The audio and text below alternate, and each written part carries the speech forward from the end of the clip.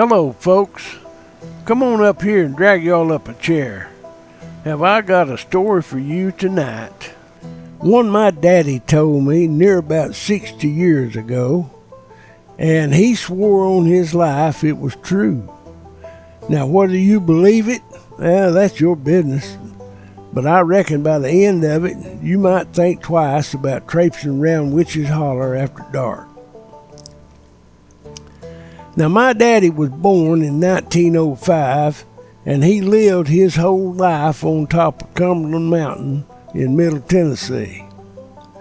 His folks' place was way out in the sticks. And the closest thing you could call a town was Pikeville, and to get there you had to hike about 4 miles out to the main road. Then it's just about an 8-mile journey down that mountain. A steep mountain grade with enough curves that'd make a rattlesnake sick. Out there where Daddy lived, it wasn't like it is now, with paved roads and houses everywhere you looked. It was wild. You had dirt roads or game trails, and you either walked or rode a horse to get around. Them old people back then had a lot of superstitions and fears. There's things back in them hills that couldn't be explained. And to be honest, folks weren't real interested in poking around to get to the bottom of them. Yeah, times was rough and cash money was hard to come by. Still, they were honest folks, hard working, mostly farmers. And most often than not, a lot of their corn crops got liquefied and stored in jugs. In spite of being good, God-fearing folks, most liked a little nip of moonshine every now and then to take the chill off, if you catch my meaning. Well, Daddy had an uncle over on his mama's side. Folks around there said he made the finest white lightning in 4 counties. That stuff smooth as spring water and strong as a mule kick. And no matter how hard the law tried to catch Uncle, well, the shine was so good, they didn't get no help from the community. Folks around there just didn't pay no attention. Even the ones who ought to say something, they just kept quiet. Them revenuers never could get him either. Wouldn't even try to follow him out to his still, way back up yonder in Witches Holler, 'cause that place, well, it just wasn't natural. Now, they say names stick for a reason, and that and stuck in blood. You see, Witches Holler was a wild, scary place. Folks around there had all kinds of tales of things going on in the holler. Legend goes back to the Civil War, maybe further on.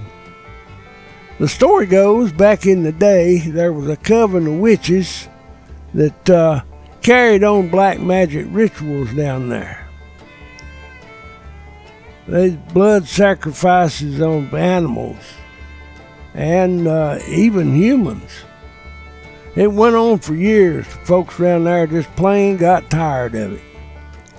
Sometime around 1860 or so, a bunch of men got brave on that liquid corn and went down into the holler and supposedly caught them in the act.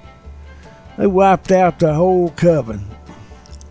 Since then, wasn't no more talk of witches or sacrifices happening, but that sure as heck wasn't the end of it. Weird things kept right on happening in the holler. They said strange lights danced in the trees down there some nights, and you could hear voices when there wasn't nobody around to make them. Some even said the devil himself walked that holler. Well, one fall evening, Daddy was about 17 when his uncle asked if he'd watched the still overnight. And Daddy was a teenager, sure enough, but he was a grown man in all the ways that counted. Uncle had to slip off across the ridge, family business, but the fire still needed tending. So Daddy took him a lantern, Grandpa's old shotgun loaded up, double alt buckshot, and hiked just near about 5 miles down to the holler. Now let me tell you, my daddy was not a man what scared easy. He growed up in them woods and he knew every trail and tree. And he'd been out to that still many a night and never gave it no mind. But that night, something was wrong. Wasn't nothing he could see or hear. There was just a weight in the air, like the woods didn't want him there. He said the shadows felt thicker, heavy, like they was watching him. Still, he settled in for the night. Well, midnight come and went, the fire under the still low and warm. Them smashed up peaches from his daddy's own orchard, simmering and bubbling real gentle like a baby snoring. That full moon hanging low over the top of the mountain. Daddy leaned back on the stump, shotgun across his lap, listening to the creek and talking in the dark. Yeah, he was thinking about that smooth, sweet peach brandy soon going to be filling them jugs. Well, Daddy told this next part real slow, like each word cost him a year off his life. Said the air got thick. He near about choked on it. And that's when it happened. He said them woods went dead quiet. Them bullfrogs shut their mouths mid-ribbit.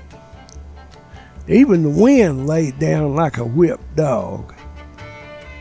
Nothing left but the plink-plink of that mash dripping into the jar.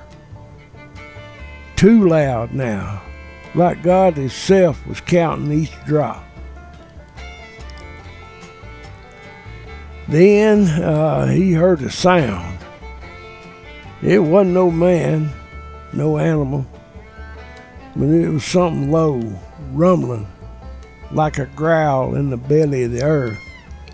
Deep, angry. Daddy grabbed that old shotgun and stood up real slow, stuck his head out around the still, and that's when he saw it. A shape. It was tall, big as a mule, but upright like a man. Long arms, wide shoulders, but the head. Daddy said that head looked like it had been skinned and stitched back on inside out. Lips sewed shut with black cord, but them teeth still pushing through like they were trying to talk. And the eyes, Lord, them eyes burned red like coals in a bed of ash. It stood across the creek, breathing heavy, steam puffing from its mouth. Daddy raised that shotgun, but he said his arms felt heavy, like he was lifting a sack of corn with each hand. Couldn't move, couldn't speak, just stared. Now most folks will say that a monster will either charge you or leave you alone. But Daddy said this thing, it studied him, like a barn cat watching a mouse hole. Them red eyes flicked down to that shotgun, then back up, almost amused. Then it took one step forward. The creek should have been between them, but the water, it all went still. Not froze, dead, like the holler itself was holding its breath. When Daddy's finger found the trigger, and then, boom, a sound like the sky split open. That monster didn't even flinch. But that still's copper cap done blowed right off, went whistling past Daddy's ear like the devil's own spit. Turns out the fire got too hot. Now that mash smell hit the night air, cloying sweet like rotten peaches. and that thing, it sniffed, tilted his head. And Daddy didn't wait around to see what a thirsty demon does to a patch of peach brandy. He took off out of that holler. Ain't no shame in it. Said he crashed through them saplings and them briars like the hounds of hell was on his heels. And maybe they was. That shotgun, gone. Lantern, busted to pieces. It was just his 2 legs and the good Lord's mercy carrying him up that ridge. But behind him, oh, he heard it. That wet sound, that half growl, half gargle, and the pop, pop, pop of them mason jars rolling into the creek. That thing was helping itself. Well, Daddy got up out of that holler and he never went back in there again. Ever since that night, he carried that sight like a bullet, too deep to dig out. Never spoke a word, not to the preachers, not to the law, not even to Grandma when she begged him. He only told me that one summer when his bones done started to ache with age, his voice gone gravel pit low like the memory itself hurt his throat.